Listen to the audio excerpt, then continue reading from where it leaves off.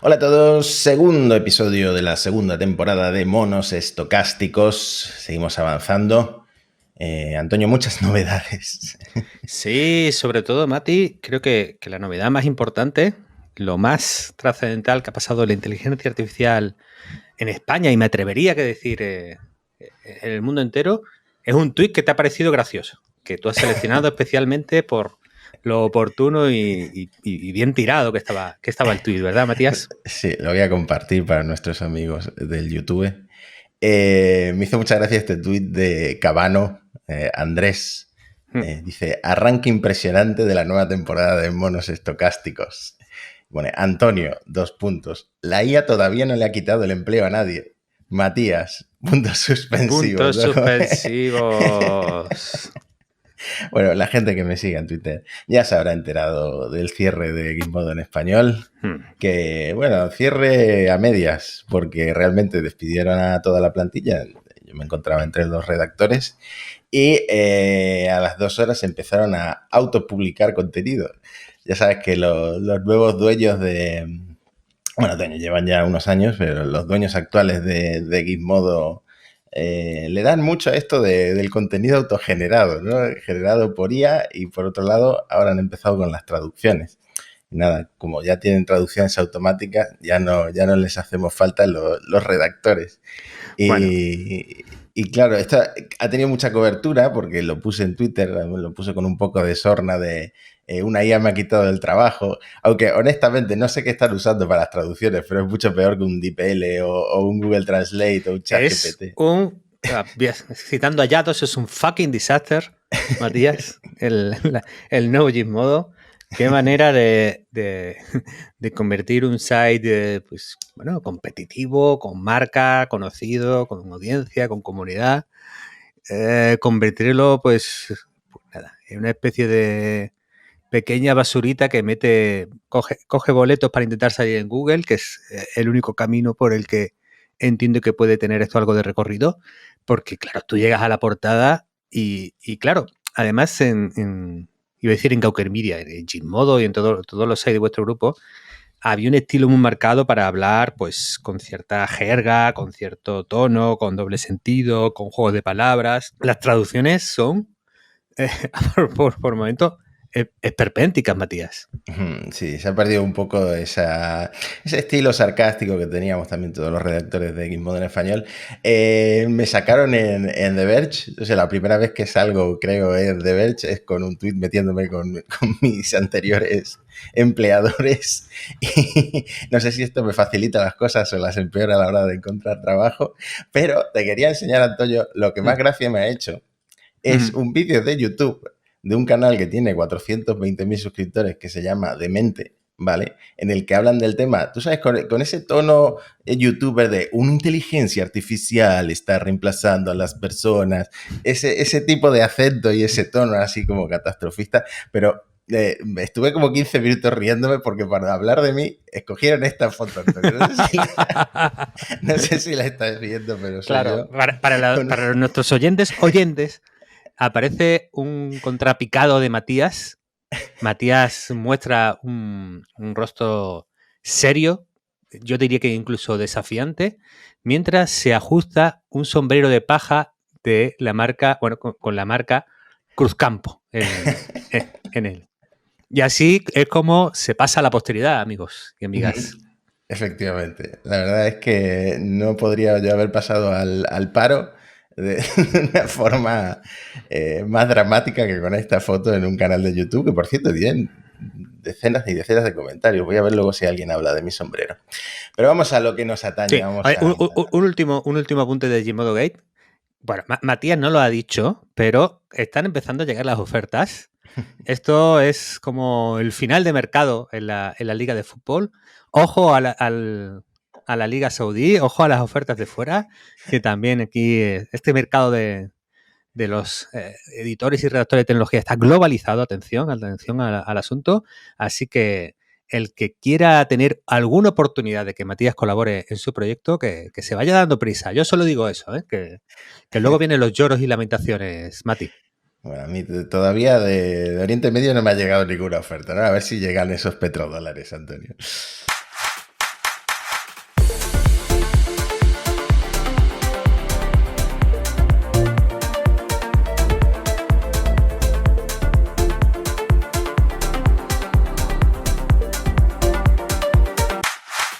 Bueno, se viene, atención, yo creo que uno de los episodios o de las disputas más intensas de este curso, sin duda va a versar sobre la economía de la inteligencia artificial. ¿Quién gana pasta con esto?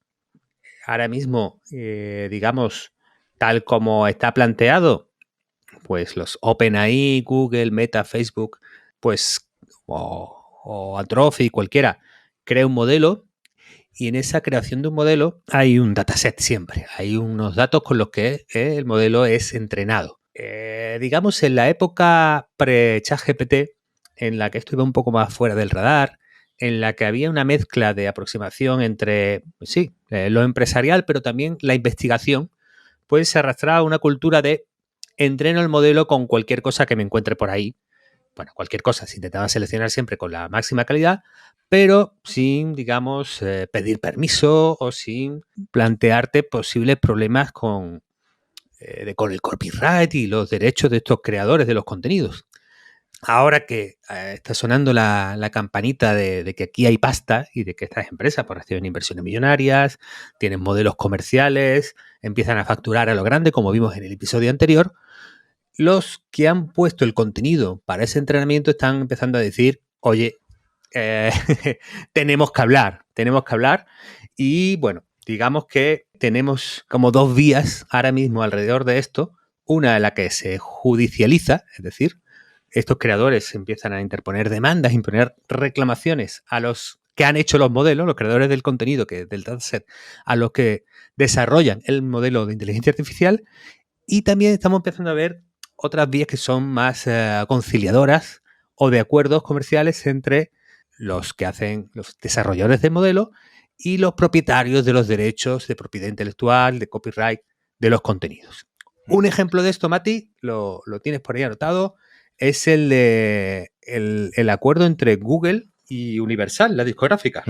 De hecho, tú estuviste hablando este verano, que te vi hablando mucho por el LinkedIn y por el Twitter, del tema copyright y canciones, ¿no? Porque YouTube es uno de los actores más importantes en la industria musical, ¿no? Mucha gente escucha música en YouTube o ve los videoclips. Y como dices, tienen esa postura conciliadora con las discográficas, ¿no? Que pues son un poco los villanos, porque cuando nosotros hablábamos de canciones generadas con inteligencia artificial, estos memes que surgieron de Quevedo cantando de todo, Daitana cantando otras cosas, pues siempre lo veíamos desde el punto de vista de, oh, qué divertido, un meme aprovechando estos nuevos deepfakes.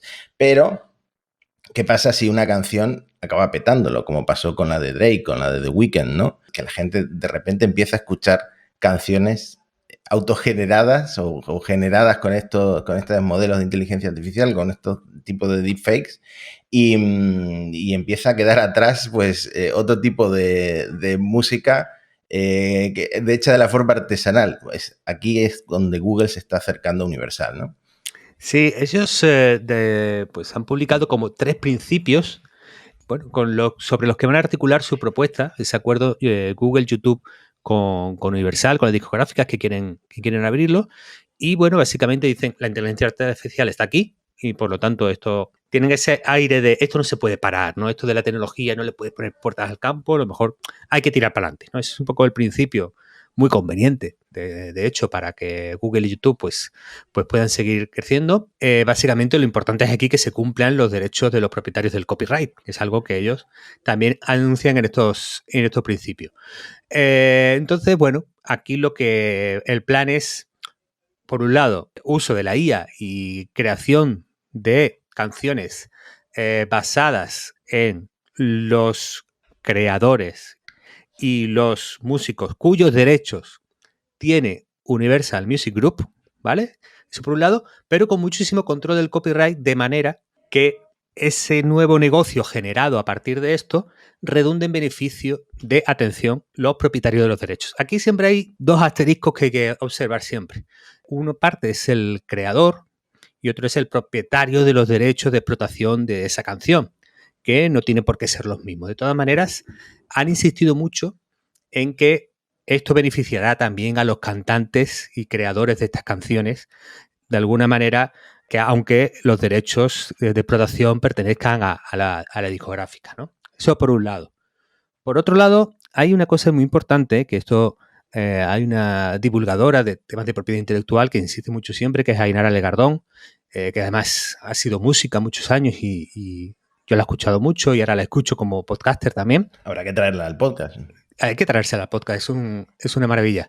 Bueno, el tema es que ella insiste mucho en un punto que tiene razón, que es que las canciones tipo Drake realmente tienen que ver mucho más con los derechos de imagen, ojo, de los artistas, que con los derechos de propiedad intelectual. Como hicimos en el episodio con Andy Ramos, para que quiera profundizar en este tema, realmente, como tú con esa voz de Drake no estás distribuyendo, no estás copiando, no estás, digamos, vulnerando ninguno de los derechos de propiedad intelectual, ni estás diciendo que una canción de Drake ahora es tuya, es decir, no estás haciendo nada de eso, pero si estás usando la imagen de Drake, imagen en sentido muy amplio. La voz de Drake también forma parte de los derechos de imagen de Drake. Entonces, claro, las discográficas van a tener una necesidad fuerte de capturar no solo los derechos de propiedad intelectual de los artistas, sino también sus derechos de imagen para este tipo de explotaciones.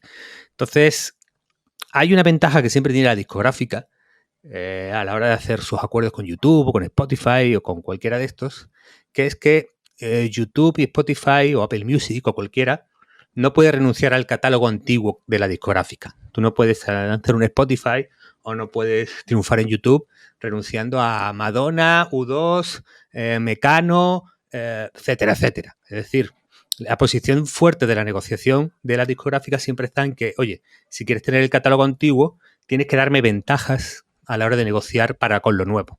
Por eso, así, de esta manera, se protegen contra la disrupción de nuevos modelos. Es que con la IA se podría hacer una disrupción o con Spotify, con YouTube, te podrías autopublicar, etcétera, etcétera. Bueno, siempre la discográfica tiene mejores acuerdos y tiene una posición de ventaja negociadora porque todas estas plataformas necesitan el histórico cuyo poder y cuya representación cae en manos de la Universal o de la Warner o de la cualquiera, Sony o quien sea, ¿no?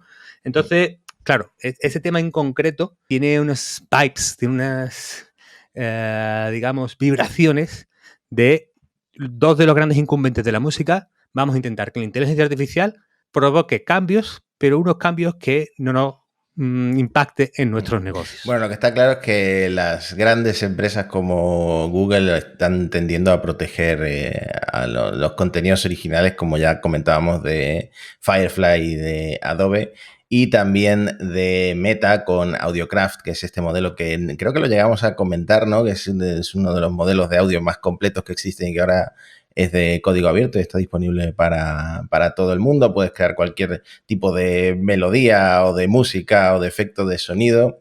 Y bueno, también entra dentro de ese esfuerzo de Meta por hacer sus modelos un poco más abiertos, aunque ahora también comentaremos algo sobre la apertura de Meta, ¿no? Sí, donde también hay movidas en este tema de quiénes tienen los datos de entrenamiento y quién los explota y la propiedad intelectual es con los textos, los medios de comunicación y los webs y los creadores de contenido. OpenAI anunció un GPT bot. GPT bot es como el bot de Google, va pues rastreando y leyendo páginas web con el objetivo de que bueno, esos datos que rastrea puedan servir para entrenar inteligencia artificial, ¿vale? El caso es que, al igual que el bot de Google, los administradores de páginas web pueden impedirle el acceso. Siempre tienes tu ficherito, digamos, tus robots TXT, que le dice a estos bots a qué tienen permiso acceder y a qué no. Entonces, el GPT-bot está planteado de manera de que si tú tienes una web, le puedes decir a OpenAI si puede leer tu web o si, al contrario, tú deseas que no. Es decir, es un mecanismo que se llama de opt-out, es decir, de que te puedes salir. Nadie te pregunta si quieres entrar, eso sí, pero tú te puedes salir de este tipo de indexaciones, ¿no? Bueno, y también está pensado un poco para filtrar contenido de buros de pago, que ya OpenAI tuvo problemas con esto, que tuvo que desactivarnos a los usuarios de ChatGPT Plus la versión de GPT-4 con acceso a Internet, y ahora tenemos que conformarnos con plugins de terceros, ¿no? Como el Web Pilot que comentabas en el episodio anterior. Sí, por cierto, el Web Pilot se ha vuelto tonto. Porque ahora, tú cuando, por ejemplo, usas un plugin, puedes ver qué prompt le mandan al plugin. Y le ponen algo así. Si el usuario no ha hecho ninguna pregunta concreta, plantea tú 3 preguntas, ¿no? Es como, resúmeme esta web. Y al final te tiene que decir, se hace 3 preguntas sobre el contenido de la web. Sin venir a cuento, ¿no? Y me da coraje. Yo no quiero que se haga preguntas. Soy un poco... Las preguntas las hago yo. Vamos a ver qué es esto. No, ahora en serio, yo lo veo un poquito más flojo. Ahora estoy probando otro que se llama Scrapper. Entonces, bueno, esto es salto de uno a otro. También uso mucho, ya lo hablamos, el integrado en Edge con Bing, que suele resumir muy bien. El caso es que muchos editores ya han puesto a GPT-Bot la señal de stop, de no entres, pero claro, no se quieren quedar ahí, porque GPT-3, GPT-4, muchos de estos modelos han usado contenidos, se presume, porque eso los datasets de los últimos modelos de OpenAI son secreto industrial de la empresa, no lo quieres compartir, pero muchos editores sospechan de que, claro, gran parte del dataset son contenidos de medios de comunicación con copyright y están dispuestos a pasar a la demanda, ¿no? El New York Times, por ejemplo, está muy agresivo, ha cambiado sus términos y servicios para indicar que no permite ya expresamente, pero aún así, junto a Axel Springer, que siempre le mola mucho estas cosas, están planteándose demandar porque, claro, los acuerdos que ahora mismo OpenAI está negociando con los editores de medios es, bueno, pues de compartir algunos milloncillos de euros o de dólares, en su caso, con los grupos de medios, pero parece que los medios tienen una ambición bastante más grande a la hora de cuánto pueden facturar por este hecho. OpenAI, en algunas de las demandas que ya tiene, está contraatacando, es decir, se está defendiendo y está diciendo que ChatGPT no es una obra derivada. Esto es uno de los puntos clave que va a estar en cuestión a la hora de judicializar los modelos de inteligencia artificial generativa, y dice que entrenar ChatGPT no es una infracción del copyright, sino que realmente como no se guarda una copia de las obras y solo se le enseña a los modelos las reglas del lenguaje, pues de alguna manera no infringe los derechos de copyright de las obras originales presentes en el dataset. Esto va a ser uno de los, digamos, puntos nucleares de la discusión de la propiedad intelectual y la inteligencia artificial. Sí, he visto muchos tweets sobre esta demanda que se plantea importante, ¿no? Porque por lo visto OpenAI se mete muy filosóficamente en lo que tiene copyright y lo que no tiene copyright, por ejemplo, en una obra escrita, ¿no?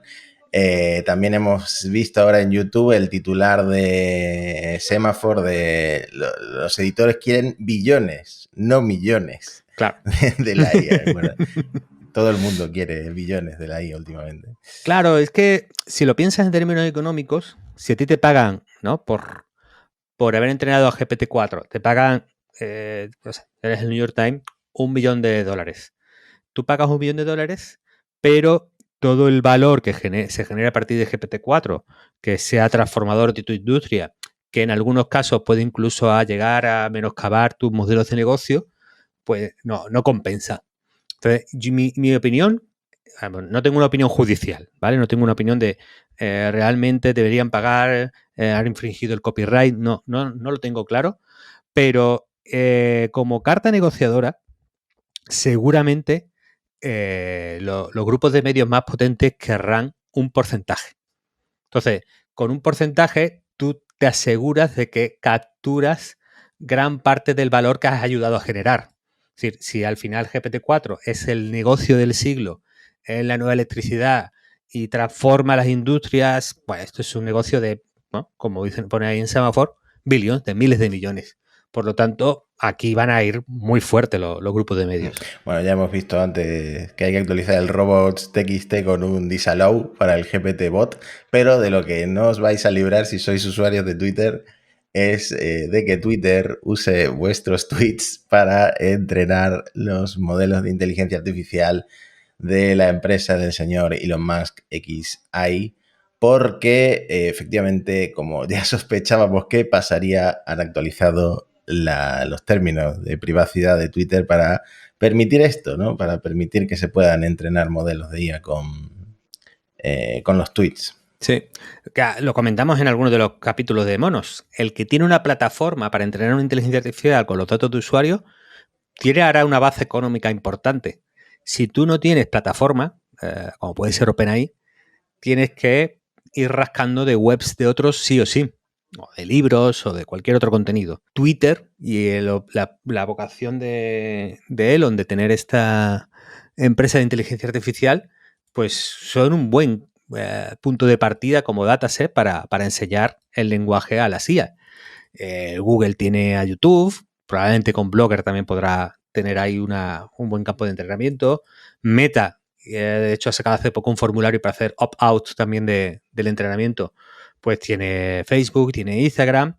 A lo mejor OpenAI, si se lleva bien con Microsoft, puede contar con LinkedIn, pero bueno, el caso es que las plataformas de contenido de usuario, ojo ahí, forocoche, guiño, guiño, pueden tener una baza para entrenar modelos de IA sin tener que pasar por este tema de llegar a un acuerdo con los medios, con las webs, arriesgándote a demandas. Bueno, un poco relacionado con todo esto está el tema de las marcas de agua para hacer pues un tracking de dónde provienen, por ejemplo, las imágenes generadas con inteligencia artificial, que fue uno de los temas centrales en el Google I.O. de todo lo que están trabajando para añadir marca de agua, por ejemplo, las imágenes autogeneradas. De esto también se supone que veremos muchos avances este curso, ¿no? Sí, tenemos esta parte de Google que ha anunciado la marca de agua SynthID, que al final es una base criptográfica, por lo cual a la hora de generar la imagen está cifrada la marca de agua dentro de los bits que también representan la imagen, y en teoría, según Google, no se puede modificar la imagen para eliminar esta marca de agua. Es decir, siempre se sabrá que esa imagen, incluso aunque se modifique, tiene un origen o ha pasado por una inteligencia artificial generativa.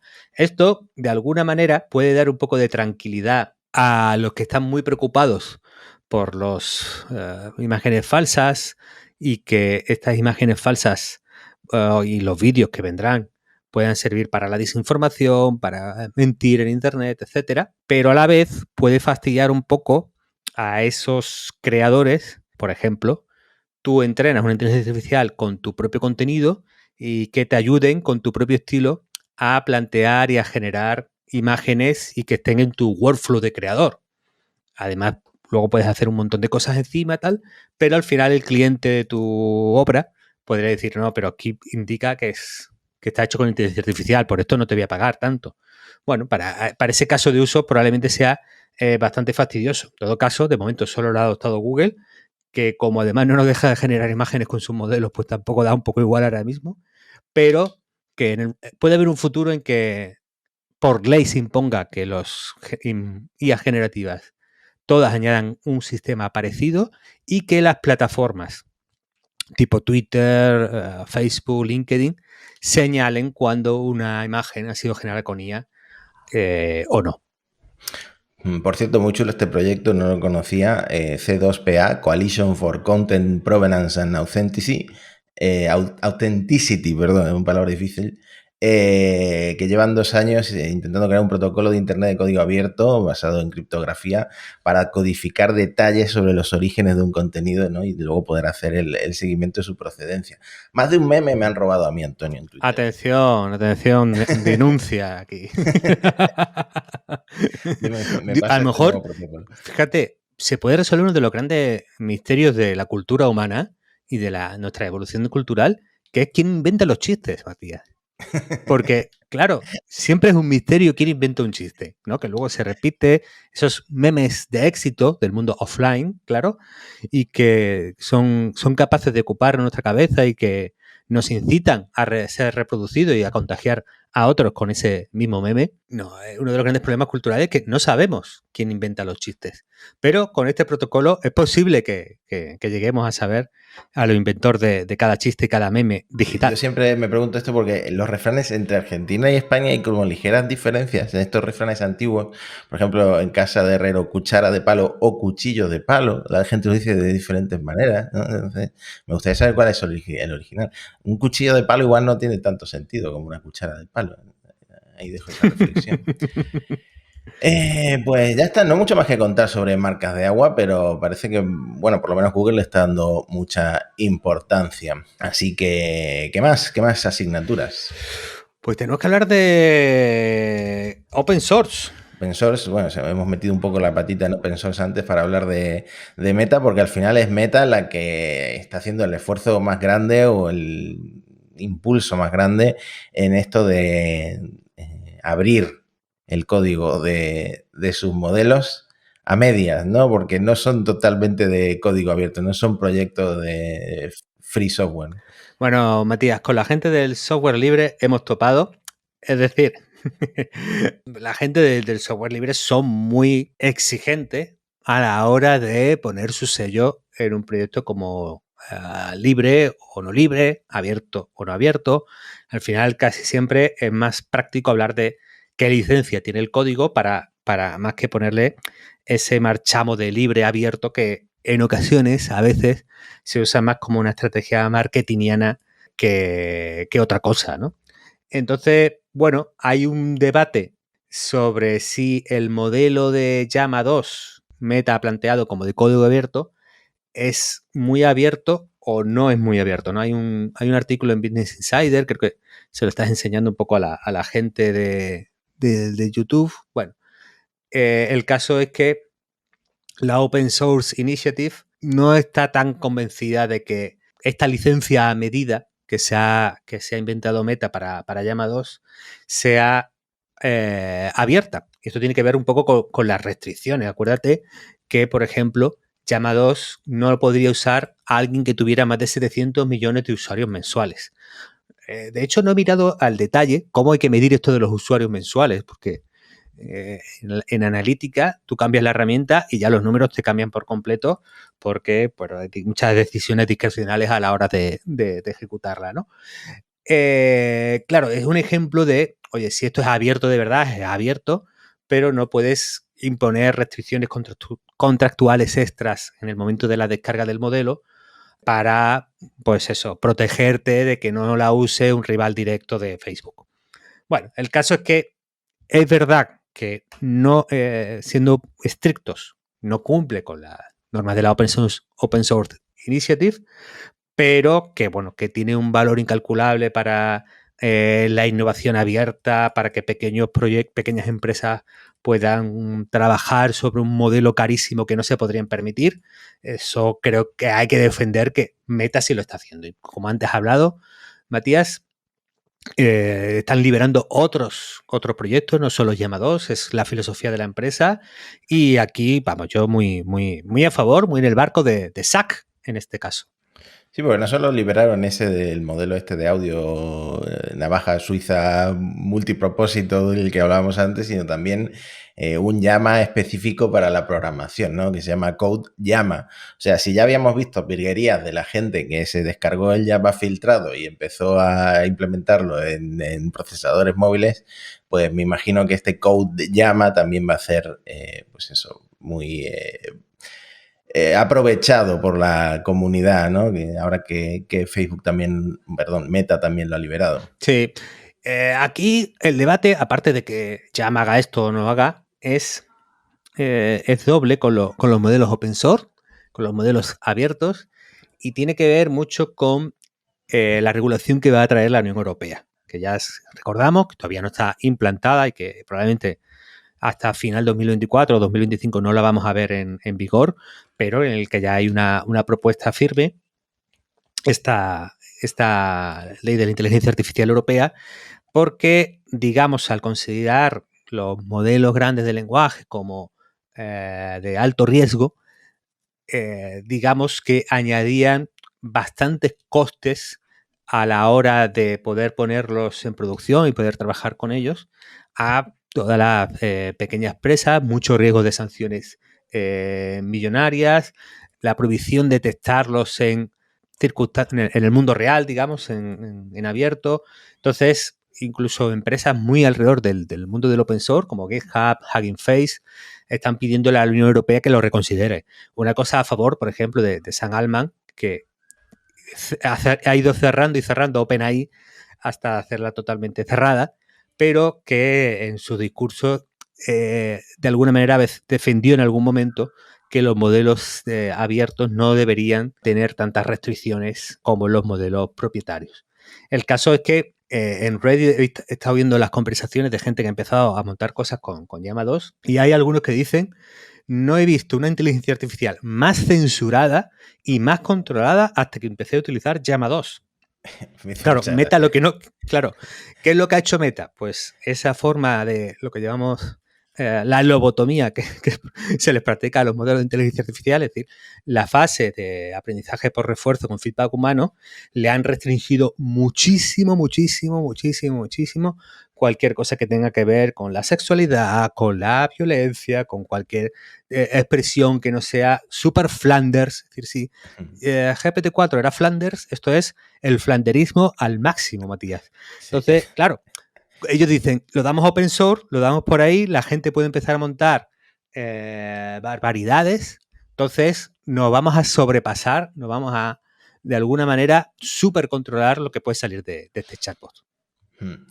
¿Quién lo diría, no? Que al final todas estas herramientas tan potentes se iban a convertir en el vecino Ned Flanders, que habla así como con diminutivo. Pero esto me hizo mucha gracia porque un usuario de Reddit que quería crear un fanfic de las ardillas Chip y Chop, en concreto de la ardilla chica, la ardilla femenina, no sé cómo se llama en español, pero en inglés es Gadget Hackrange. Y Llama 2 le contestó que no, que eso requeriría crear un escenario ficticio y que, bueno, es importante que cualquier trabajo creativo que presente un personaje de una franquicia preexistente como Chip y Chop no infrinja el trabajo original ni sus derechos de autor, bla, bla, bla, bla, bla, bla, bla. Sí, sí. O sea, que no sirve ni para crear un fanfic guarro. Es que controlas hasta lo que puede decir de Chip y Chop. Es decir, aquí, en el fondo, va a haber un debate. Es decir, ¿aceptaríamos una máquina de escribir? La cosa viejuna, ¿no? Que cuando tú le dijeras, escribe estas palabras, ¿no? Tú estás tecleando, se negara. ¿Aceptaríamos un pincel, ¿no? Que tú dices, voy a pintar, pues no sé, voy a hacer un fanfic de los personajes de Futurama, pero los voy a poner en pelotas. Porque es mi obra creativa, es hacer eso. Pero el pincel se niega y el lienzo se niega a reflejar lo que tú estás pintando. Es decir, nuestras herramientas creativas vienen con la censura previa de las grandes empresas tecnológicas, que es una censura previa para cuidarse de la presión gubernamental y el poder que tienen las organizaciones y las grandes empresas propietarias del copyright. Entonces, estamos aceptando con herramientas para la creatividad que no deberían tener, en mi opinión, ningún límite. La creatividad artística no debería estar limitada, debería ser cualquier cosa que pienses la puedo contar.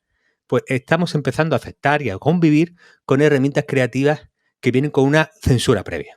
Claro, no, es que al final todas las grandes tecnológicas que entrenan estos modelos tienen sus límites. Me hizo muchas gracias. Bueno, ya sabemos, por ejemplo, que Apple en la App Store no puedes poner absolutamente nada mínimamente sexual, desnudos, etcétera. Bueno, Elon Musk era la Dalí de la libertad de expresión. Anoche tuiteó que él defiende al máximo la libertad de expresión, salvo contenido antisemita, ¿no? Por ejemplo, cada uno tiene sus límites que son lógicos, como el antisemitismo, pero al final vamos a estar encajonados en esas directrices de las grandes empresas que entrenan estos modelos, ¿no? Bueno, en todo caso, el mundo open source te abre la puerta a que este control no exista. Aunque venga llamados así, tenemos ejemplos como el de Stable Diffusion. Tu Stable Diffusion lo puedes seguir entrenando, añadirle otras obras y enseñarle otros estilos que no vengan en el original.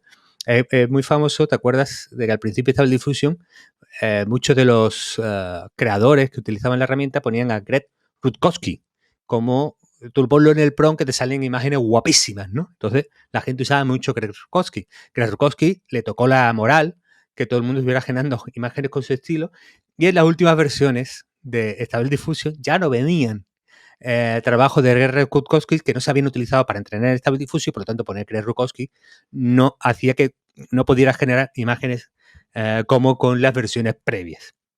El caso es que, como Stable Diffusion pues, te permite ampliar, ¿no? Usas LoRa, hay distintas técnicas para ampliarlo y enseñarle más cosas, pues puedes volver a descargar de internet 100 imágenes de Greg Rutkowski, se las metes y de nuevo lo vuelves a tener.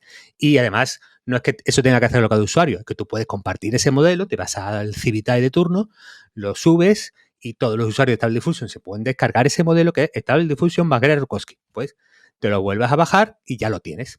Por lo tanto, el mundo abierto sigue siendo un desafío al control de las empresas tecnológicas, el control de las empresas del copyright, etcétera. Es el mundo, pues eso, que da al creador, no al creador original de Datasec, al que no le preguntan, pero sí al nuevo creador si le dan la libertad de poder elegir lo que él quiere crear realmente, ¿no? Entonces, bueno, este mundo del software libre va a estar metidísimo en el debate. No, está muy bien que hayan encontrado una solución, pero mi pregunta es, estos artistas de IA que reclaman tanto su propiedad intelectual, sus derechos de autor, etcétera, ¿pueden ser menos originales? Que se copian unos a otros sus prompts y sus ideas. En fin. Bueno, fíjate, para rematar el tema de propiedad intelectual, ha habido trascendencia en Estados Unidos de que si tú generas una imagen con inteligencia artificial, no la puedes registrar, no puedes arrogarte el copyright.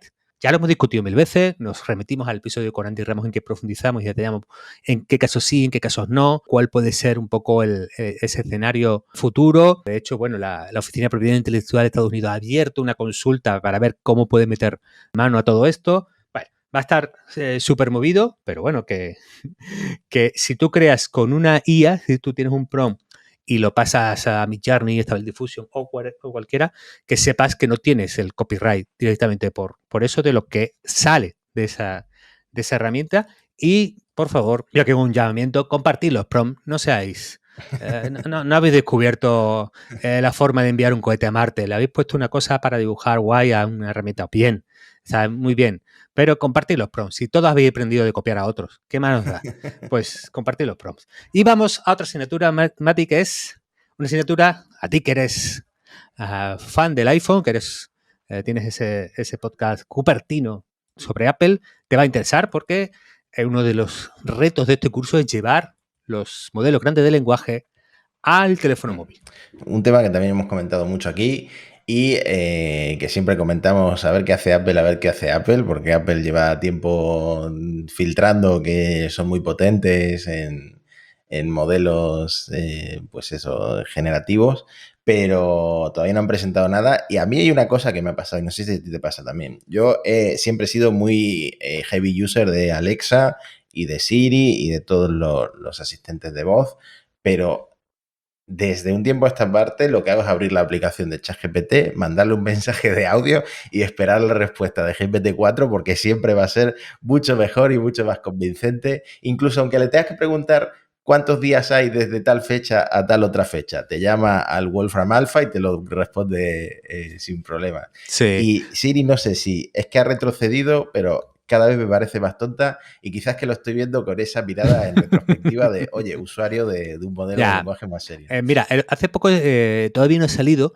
pero grabé con Alf de FacMac un podcast. Entonces pronto estaremos ahí en el podcast de FacMac, el gran clásico de la temática Apple en español. Y me preguntó sobre el tema y mi visión es clara. Yo soy Apple y creo que lo que tengo que hacer es coger Siri, tirarlo a la basura y empezar de cero. Pero radicalmente. Es decir, es como decir, oye, mantengo estas imprentas en la era de que ha empezado Internet, ¿no? ¿Qué hago? ¿Una imprenta un poquito mejor? No. Tíralo y tira todo. Bueno, tíralo, pero espero que se entienda la imagen. Puedes quedarte en el negocio de las imprentas y apurar todo el tiempo que le queda a ese modelo tecnológico, o si realmente quieres competir en estar lo último, pues mira, ve mirando también la otra parte. Pues, mi punto con Siri es realmente tienes que empezar de cero. Los desafíos, lo hemos comentado alguna vez.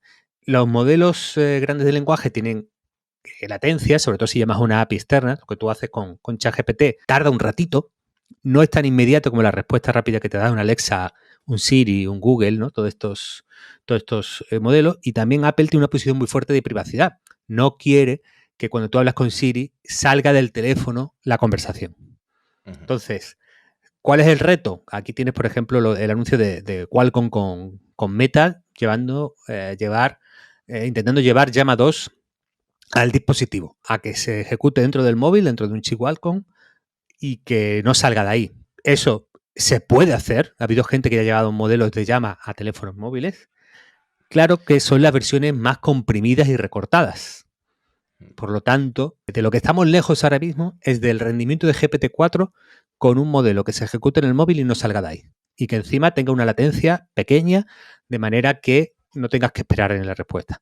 Para eso todavía no hay tecnología. Bueno, y matarías 2 pájaros de un tiro si lo consigues, porque cuántos titulares de cuánta agua y cuánta energía que consume cada consulta a ChatGPT, pues quedaría un poco en el olvido si consiguiéramos ejecutar esto en el móvil. Por cierto, creo que lo llegamos a mencionar la temporada anterior, pero Andrei Karpathy, que ahora está en OpenAI, tenía la tarde libre y en 2 horas reescribió Llama en lenguaje C, y ahora hay gente ejecutándolo en un Android barato, ¿no? No sé qué Android será cualquier Android de 200 euros, y es un modelo de 44 millones de parámetros, ¿no? O sea que nada mal, este genio de Karpathy. Sí. Joder, que estas cosas, bueno, las cosas de los modelos abiertos. Aunque Karpathy ya no esté en ese negocio, pero mira, el hombre en su tiempo libre se ve que no le ha dado por ver series de Netflix y que está con la IA a tope, ¿no? Otra asignatura, tenemos que ir rápido con las 2 últimas, Mati. Bueno, ¿quieres que vayamos con las 2 últimas o que vayamos con Puerta Grande o Enfermería, Matías?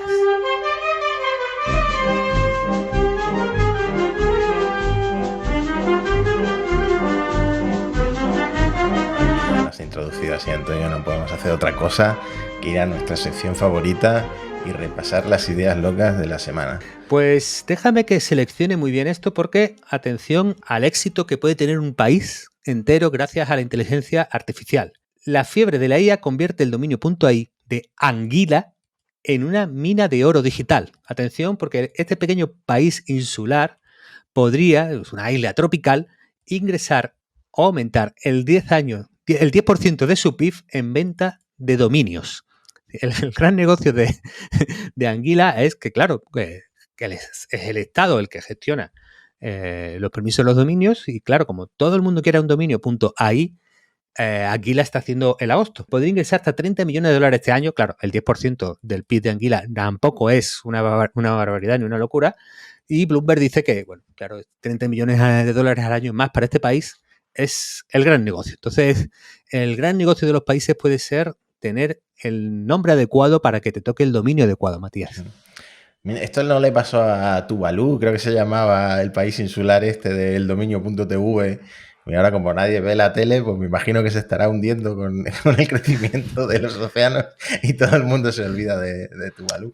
Es curioso esto de la mala suerte y la buena suerte de los países, porque tienes que aprovechar tus 5 años de brillo, de tu dominio, sí. Y claro, el punto es, no le ve mucho futuro, Mati. No, es que ya debería haber alguna tecnología que su acrónimo fuera ES, pero seguro que luego para contratarlo hace falta autofirma o algo así y nadie lo puede contratar.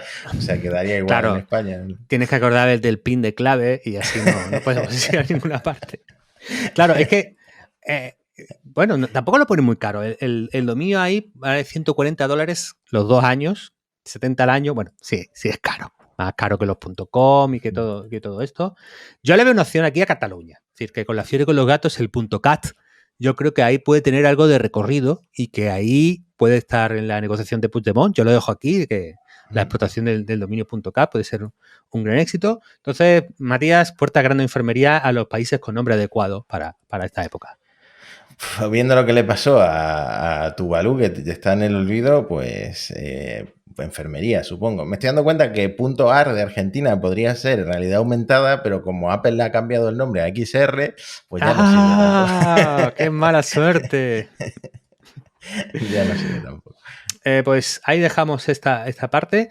Y bueno, ya comentamos a nuestros lectores que vamos a tener 2 secciones nuevas y una es Genios comprendidos de nuestro tiempo, y viene nuestra musa, Matías, nuestra referencia, la gran artista de la que todavía no se habla lo suficiente, que es Grimes, que ha publicado una magna obra, su single del que ya anticipamos, pero que realmente yo creo que ha superado al menos mis expectativas, Matías. I Wanna Be Software. Pues mira, dos cosas que no esperaba de esta temporada. Uno, que me despidieran por una IA, y dos, que te volviera fan de Grimes. Está muy bien el tema. Pues espero que lo hayas escuchado varias veces, Matías, porque, bueno, ella quiere ser software, upload my mind, toma todos mis datos que encontrarás, batería, corazón, opciones infinitas, estado del arte, quiero ser software, quiero ser código. Quiero ser software, quiero ser código. Es la canción que yo creo que tenía que llegar en estos tiempos, ¿no? Ese liberarnos de lo natural para pasar completamente a una vida artificial, Matías. Bueno, y ella está posicionada para conseguirlo, ¿no? Porque como ha cedido la mitad de sus derechos para la gente que genere nuevas canciones con su voz, pues podría seguir creando canciones indefinidamente, ¿no? La gente a la que le guste su voz podría crear obras tan fantásticas como I Wanna Be Software, y ella podría seguir existiendo de una forma un poco virtual. O sea que si hay alguien posicionado para convertirse en software, esa es Grimes, ¿no? Sí, además, fíjate una cosa curiosa, que bueno, está todo este punto del artista y su paso a la historia, ¿no? De la trascendencia del artista, de que los grandes pasan a la historia del arte y son recordados por generaciones. Yo hace poco veía un reportaje sobre Bolaño, y Bolaño decía que esto era una chorrada, ¿no? Que esto pasarán los años, pasarán las décadas, pasarán los siglos, te olvidarán. Entonces, no te obsesiones con eso porque es inútil. Pero fíjate que el camino de Grimes, que es todo el mundo puede crear cosas con mi voz y con mi imagen, puede ser un ticket a pasar a la historia, a la trascendencia, y que la gente con el tiempo siga viéndote y siga contigo, con tu voz y con tu nombre, porque se seguirán creando obras dentro de un siglo al estilo de dentro de un siglo con la voz de Grimes, tal vez. Es posible, porque Claro, ya claro. lo permite. Bueno, ahí yo lo dejo, porque en Genios Incomprendidos de nuestro tiempo, Grimes yo creo que empieza a competir con Martín, nuestro primer referente de esta sección. Y bueno, ya llevamos dos. Yo creo que puede ser fecundo esta línea del podcast. Y te traigo una consulta, Mati, porque creo que en tu caso eres una persona especialmente posicionada para responderla. A ver. La competencia injusta de la inteligencia artificial con respecto al ser humano. Atención. Un tema muy de actualidad en mi casa, sí. Sí. Las aplicaciones que prometen imágenes sexuales y compañía generadas por inteligencia artificial publican muchos anuncios en TikTok e Instagram. Sin embargo, las trabajadoras sexuales humanas y los trabajadores sexuales humanos suelen estar prohibidos a la hora de anunciarse en estas mismas plataformas. Entonces, claro, no hay una ventaja injusta para la IA en este caso, porque, hombre, si competimos de igual a igual, pues bueno, ya ahí ya pues hablamos, ¿no? Pero, oye, es que tú puedes poner 1.000.000 de anuncios en Instagram y, en cambio, este chico o esta chica que tiene tendrá su OnlyFans o sus cositas, pues no puede anunciarse ahí, tiene que estar todo el día en Reddit, ahí o en Forocoches o donde sea que haga la promoción. Además, otro caso, un sistema de inteligencia artificial vence a los mejores pilotos humanos en carreras. De drones, vale, atención. Yo he visto alguna competición de drones con la gente de DJI, los chinos que tienen estos drones tan chulísimos, ¿no? Y hay un espectáculo curioso, ¿vale? A mí se me hizo un poco largo cuando fui a una competición de drones, pero es verdad que es una cosa tecnológicamente digna de ver, ¿vale? Bueno, el caso es que hasta hace poco los humanos eran mejores que los robots pilotando drones, pero un grupo de investigadores suizos venció a 3 corredores, a 3 grandes campeones, en 15 de 25 carreras, lo cual es un hito de la robótica según este equipo de investigación. Caso, según The Guardian, dicen que estaban en igualdad de condiciones, pero he leído algunas críticas y me he ido al paper de Nature, donde cuentan todo esto. Y claro, los drones en competición usan dos tipos de información que los humanos no tienen. Los datos inerciales, ¿vale? De a bordo, que le permite sentir, entre comillas, o tener en cuenta las aceleraciones sobre el dron. Y claro, como los humanos no están montados en el dron, no tienen esta información. Y claro, también tiene una estimación de la posición y la orientación del dron a lo largo del circuito por la detección de las puertas de carrera en las imágenes de a bordo. Es decir, como tienes cámara de a bordo, pues puedes verlo mejor. En fin, que, atención, han ganado la carrera, pero que tienen ventaja, Mati. Por lo tanto, en esta consulta ética, ¿tú crees que debería igualarse en todos los lados los derechos y la competición entre humanos e inteligencia artificial? Un ministerio de igualdad frente a la IA sería, ¿no? Podría ser, podría ser. A mí lo que me fascina de todo esto es lo impredecible de a quién le quitan el trabajo las IAs. Si tú me hubieras dicho hace unos años que las trabajadoras sexuales, por ejemplo, iban a sentirse desprotegidas frente a la IA, pues me habría llamado mucho la atención. Y esto de las carreras de drones controladas por IA me parece un poco como los Scalextrics, ¿no? Que son súper aburridos, ¿no? Porque al final están dando vueltas, pero no hay ningún tipo de emoción. Perdón para los fans del Scalextrics. Scalextrics, perdón. Es una palabra difícil, Scalextrics. Sí. Scalextrics. Y me recuerda, claro, una frase típica sería, Matías, te has quedado sin trabajo, hazte aceitunero, vete a la vendimia o a recoger oliva, etcétera, etcétera. Pero tampoco, porque no sé si viste lo que pasó en Kenia, que se han rebelado contra las máquinas recolectoras de té y las han quemado. Y, y yo ya estoy pensando que no hay trabajo que quede indemne ante esta revolución, ¿no? Sí, sí, sí. Bueno, pues si tenías consideración por tirar por OnlyFans, Mati, piénsalo dos veces, porque ya, una vez te has jodido, pero si te pasa dos veces, te veo, pues no sé, quemando robots que reparten comidas y cosas así, Es Matías. que no sé qué es mejor inversión, teniendo en cuenta lo que dijo Martín Barsavsky y lo que me estás diciendo tú del OnlyFans. Sí, hacer un bootcamp de programación por la estabilidad de ese mercado, o centrarme en el CrossFit, ir, por ejemplo, 4 horas al día al CrossFit y nada, esperar que en el futuro sea más agradecido conmigo por mi estado físico. Claro, es que a lo mejor alguien no ha escuchado el episodio anterior y se perdió los grandes consejos de Martín. Martín anticipó un mundo en el que los nerds y los freaks que hemos dominado las últimas décadas y hemos impuesto con nuestra inteligencia y hemos subido en la cúspide social del prestigio y el dinero, pues volveremos a hundirnos porque habrá tanta inteligencia artificial en el mundo que el futuro es de los fuertes, fuertecitos y los guapos. ¿Vale? Este era un poco el resumen de la posición de Mr. Barsavsky. Y claro, yo he estado pensando en esto, Matías, y he dicho, claro, hay mucha gente que se mete a estudiar cosas de inteligencia artificial por curiosidad para mejorar su carrera. Es decir, estás ahí, te lees los posts, sigues a gente en redes, escuchas este podcast y claro, ya eso no vale. Porque saber cosas no te va a ayudar según la vía Barsavsky. Por lo tanto, tienes que escuchar el podcast, pero en el minuto 10, 10 flexiones. En el minuto 20, 20 abdominales. En el minuto 30, 30 sentadillas. Hay que hacer un entrenamiento para, por un lado, apuesto por formarme y saber más de la inteligencia artificial por si esto de los nerds y de saber cosas, pues sigue valiendo para algo, pero por otro lado me tengo que poner fuertecito y ya no puedo escucharlo ahí repanchingado en el sofá con el bote de helado hacendado.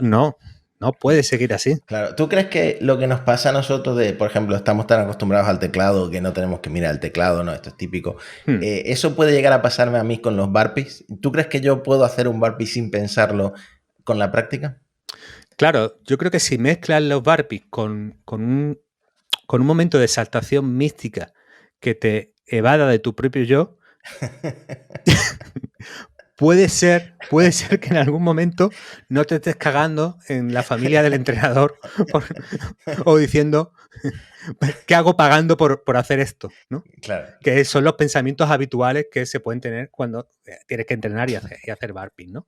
Pero bueno, dicho esto, nos queda de las asignaturas, yo me voy a quedar solo con una, porque hay una de avances tecnológicos que bueno, lo discutiremos en otro capítulo aparte, pero están que Google y Microsoft han avanzado en sus propuestas, Mati, de añadir inteligencia artificial. Hace tiempo comentamos que Microsoft a su suite ofimática para empresas lo incorporaba, ofimática de trabajo, productividad, etcétera, por $30 usuario al mes. Y curiosamente, fíjate qué coincidencia más rara y extraña, Matías, son cosas que uno no esperaría nunca que sucedieran. Google lo acaba de añadir, se llama Duet, el de Microsoft era Copilot. Pues este Duet AI de Google está disponible para Gmail, Google Docs, etcétera, todas las aplicaciones, por justo $30 al mes. Rarísimo. Esto, pues bueno, ya pues presentar diapositivas, crear hojas de cálculo, resumir documentos, etcétera. Y una funcionalidad muy curiosa y pintoresca que es, como está integrado en Google Meet, puedes asistir a una reunión sin asistir. Es decir, va Duet por ti y te hace un resumen de lo que se ha hablado en la reunión. Así tú no tienes que presentarte y puedes quedarte jugando al GTA, por ejemplo, o lo que te apetezca, Matías. Bueno, espero que esto lo acaben pagando las empresas, porque como lo tenga que pagar cada trabajador, se te suba una IA con la otra, y esto me va a pasar como con las nubes, ¿no? Que yo tengo toda mi información repartida entre la nube de Apple y la nube de Google, y al final estoy pagando 10 euros al mes en las dos, y no sé ni por qué. O sea, encima lo comparto con mi familia, que no sé por qué. El WhatsApp de mi padre son como 80 gigas, que guarda mi padre en WhatsApp. Oye, hace poco había un loop infinito de Javier Lacor que me gustó mucho, que es que si algo te gusta mucho, descárgalo, no cuentes con que se va a quedar en internet para siempre. Entonces yo creo que lo que le pasa a tu padre es que le envían memes tan guapos y tan buenos por WhatsApp que hay que guardarlos todos como una especie de archivero digital de los memes familiares, lo cual es una labor y una función que yo creo que hay que valorar, Matías. El caso es que hay un punto de debate, y con esto yo ya termino, con los movimientos de Google y Microsoft. Aquí, como con cada cambio tecnológico, hay dos caminos. Es decir, ¿qué es lo que va a pasar con la inteligencia artificial? ¿Va a ser algo que mejore las herramientas de productividad y de trabajo que ya tenemos? Esa es la posición de Google y Microsoft. Metemos IA, las mejoramos y nos hacemos todavía más valiosos y más necesarios. O la vía de la IA realmente es tan transformadora que habría que repensar la hoja de cálculo. Habría que repensar por completo la herramienta de presentación. Incluso puede ser que esos conceptos ligados a otra era tecnológica dejen de tener sentido y tengan que surgir nuevos conceptos de herramientas de creación, productividad, trabajo, y ese es el campo para las startups y los disruptores. Entonces, Google y Microsoft están siendo muy rápidos y son muy potentes a la hora de integrar IA en sus servicios. ¿Los protegerá de esos disruptores y nuevas generaciones? Estamos entre una tecnología que no va a hacer cambios tan transformativos, sino que van a ser añadidos a las herramientas que ya existen, o estamos entre una tecnología que obligue a repensar todo aquello, el donde la queramos poner. Y por lo tanto, esto de, oye, es que seguiremos teniendo editor de textos en las que con un teclado le escribimos o con voz le escribimos a una hoja en blanco. ¿Con la inteligencia artificial eso es lo que tiene realmente sentido? ¿O si la pensamos desde cero sabiendo que tenemos una IA, será una cosa completamente diferente? Bueno, pues eso yo creo que es parte del debate. Un punto a favor de Google y Microsoft es que estos modelos son muy caros de entrenar y es muy difícil tener la mejor tecnología. Por lo tanto, eso es un punto a favor de Google y Microsoft para mantener el status quo. Y un punto a favor de las startups es que pueden tomar más riesgos y en las que pueden ser mucho más agresivos en precio, condiciones, etcétera. Y por lo tanto, ahí puede haber un campo de pequeños proyectos que emerjan y triunfan. Lo veremos. Pues interesante y prometedor. Aunque luego todas estas startups las acabéis comprando las mismas tres empresas, pues siempre prometedor que pueda haber un cambio disruptor, como tú dices, ¿no? Espero que las reuniones empresariales no se conviertan también en vídeos de 30 segundos, porque ya estamos hartos de ese formato. Así que nada, a ver qué llega en el futuro en este nuevo curso en la industria de la inteligencia artificial, porque vaya repaso de 2 episodios le hemos dado. Y seguramente se nos hayan escapado cosas que van a ser determinantes del curso que entra, ¿no?